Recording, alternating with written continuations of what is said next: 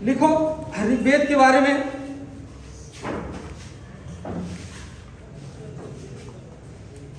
ऋग्वेद की रचना जो हुआ, रचना कौन किया? जो रचना हुआ सप्तसंधो प्रदेश में हुआ।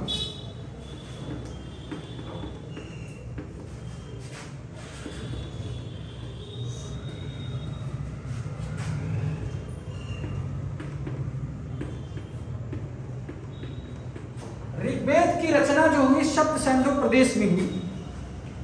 इसमें मंडल की संख्या 10, कुल मंडलों की संख्या 10। पहला ये भी प्रश्न है। 2 से 7 सबसे प्राचीन। इस मंडलों में जो संख्या 10 है, 2 से लेकर 7 तक, 2 और 7, 2 और 7 सबसे प्राचीन क्या है? सबसे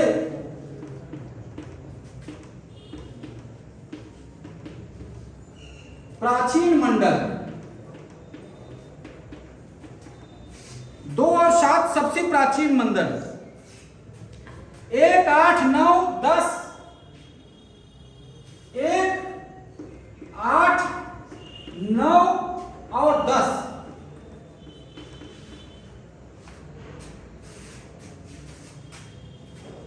सब, ये सबसे बाद में आए या नवीन मंडल कह सकते हो। ये बाद में आए, सबसे बाद में।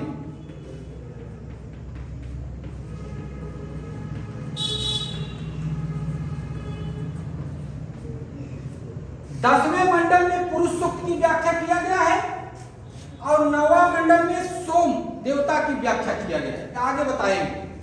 पहले जो मुख्य चीजें हैं उसको जो है क्या करो, नोट करो।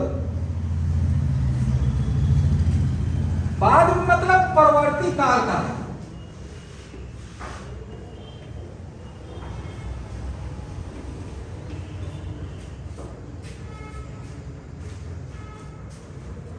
दसवां मंडल में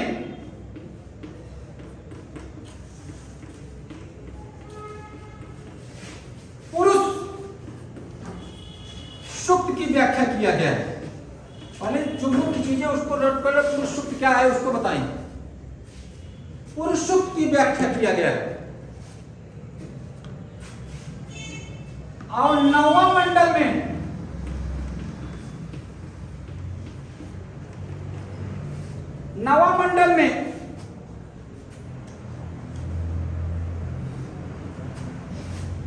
कवि अंगरस की व्याख्या किया गया है।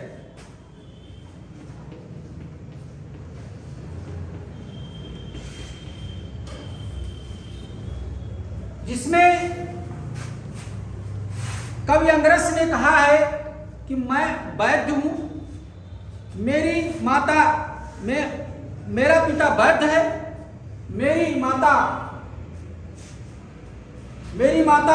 आटा पीसने वाली है। इस प्रकार एक ही घर में हम रहकर विभिन्न व्यवसाय करते हैं। मतलब वैदिक काल में विभिन्न व्यवसाय प्रचलित थे। किसी को महिलाएं भी कार्य में लगी हुई। इसी में बोल दिया गया है माता आटा पीसने वाली है। लिख लो, ये पूछा है।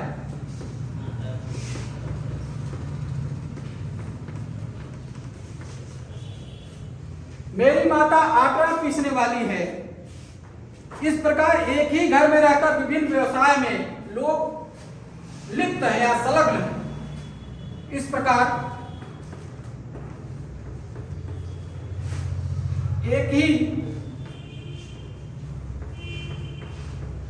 व्यवसाय में रहकर लोग लिप्त हैं।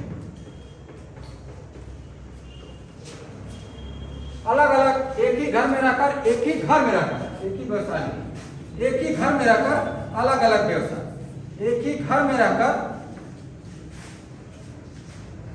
अलग अलग व्यवसाय में लोग।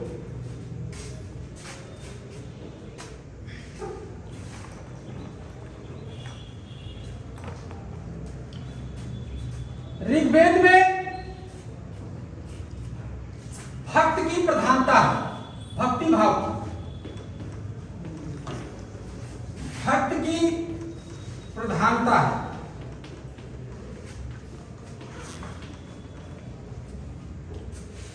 ऋग्वेद में भक्ति की प्रधानता है। और इसको मिटा दें,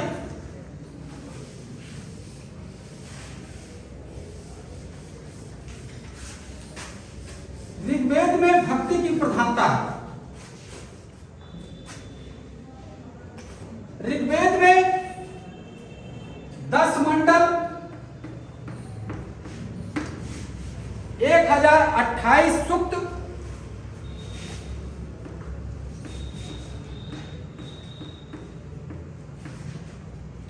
और 10,580 मंत्र हैं।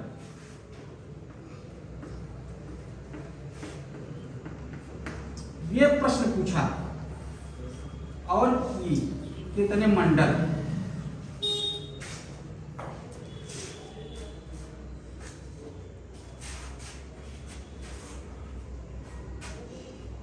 मंत्र को, ऋग्वेद में जो मंत्र को ऋचा कहते हैं, ऋग्वेद में मंत्रों को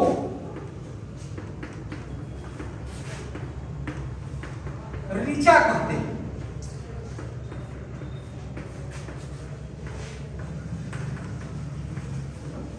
ऋग्वेद में मंत्रों को ऋचा कहते हैं और सूक्त को अच्छी युक्ति कहते हैं। सूक्त को क्या कहते हैं? अच्छी युक्ति। यह भी प्रश्न पूछा।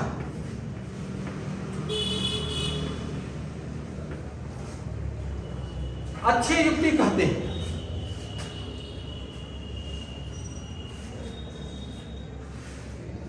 मैंने आपसे बता दिया कि ऋग्वेद में भक्ति भाव की प्रधानता है। इसकी रचना सप्त सिंधु प्रदेश में हुई।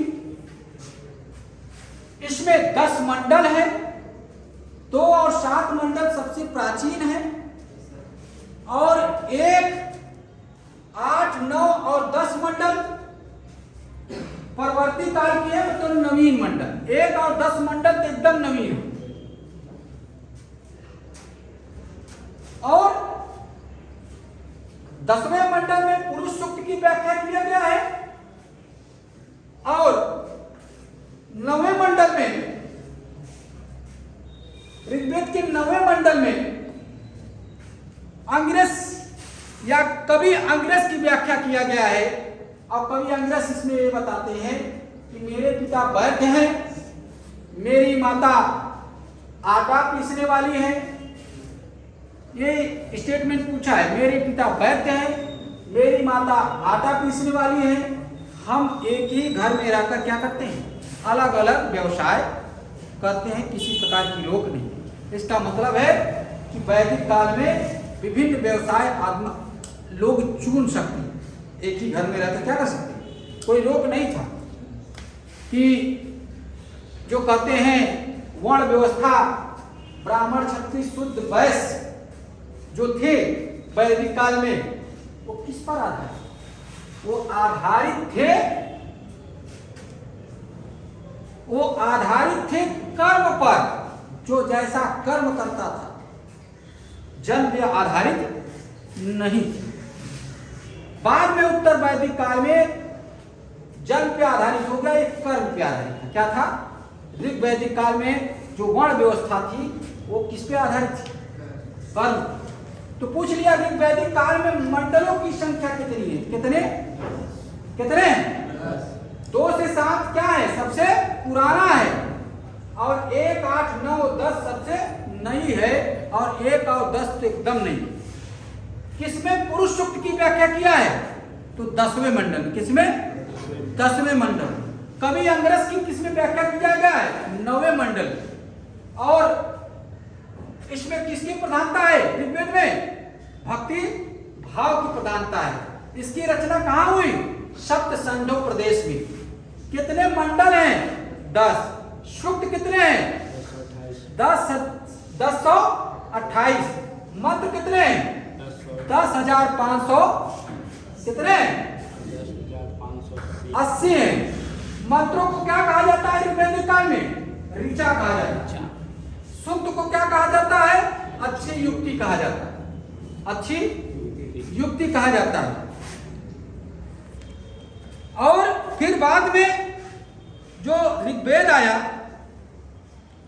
आगे लिखो। हाँ, जो इसको उच्चारण करते थे उस पुरोहित का नाम होत्या होता था। इसको पुरोहित का जो नाम था, जिसको इस मंत्र का उच्चारण करते थे, उस पुरोहित का नाम होता था होत या होत या होता।